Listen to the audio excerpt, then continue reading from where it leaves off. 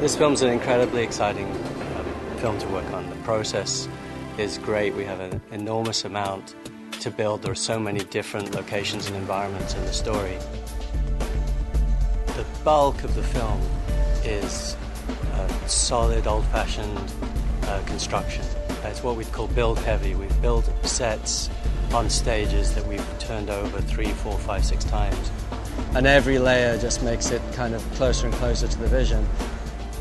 A big advantage has been that we've been able to build a great deal and really make the film look like a graphic novel.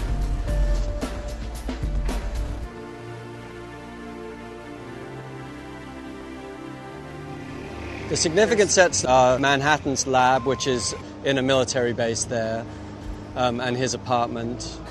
This set is the jail cell, Rorschach's jail cell, and the actual prison that he comes into.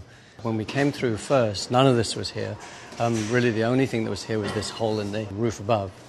When I was walking through here, it struck me that really that look is all to do with that split level, you know, that double, triple, quadruple level that you get in a jail. The narrowness really helped us.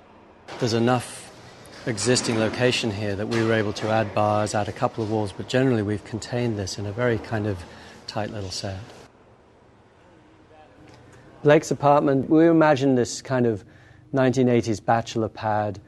He doesn't have much taste, and it's very kind of glittery and ostentatious. You know, hopefully reflects his character fairly accurately. Hollis Mason's around the corner. That was a location that we did a full build on the interior and built the exterior to make it resemble this environment. And then the real significant one is Karnak, which is in Antarctica, and we're building that on Big Stage 6. Welcome to New York. Well, we're in New York, 1985. This is really the hub of Watchmen world. We've got this tiny little space that we've carved out of New York in that period, 1985. It sort of centers around 43rd Street and 6th Avenue. We're right in that middle, Times Square. 1985, very seedy, very down, kind of realistic, but with our own kind of Watchmen overtone. It's really important for us to establish a world that is real to an audience. It absolutely remains faithful to the vision of the graphic novel, and building by building you go through and you build a layer, let it sit, let it age, let the rain hit it for a little while, then come back and do another layer.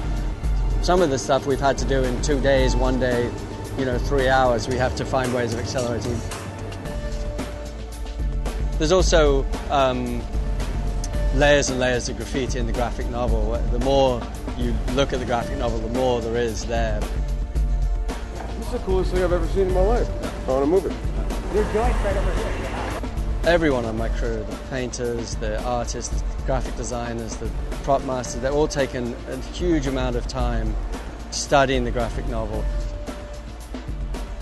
It's helped enormously to add texture to this kind of Watchmen world. So it's definitely a kind of mix of looking at real location reference from the time and then adding in this layer that the graphic novel frames help to kind of cement into this very specific Watchmen kind of bubble.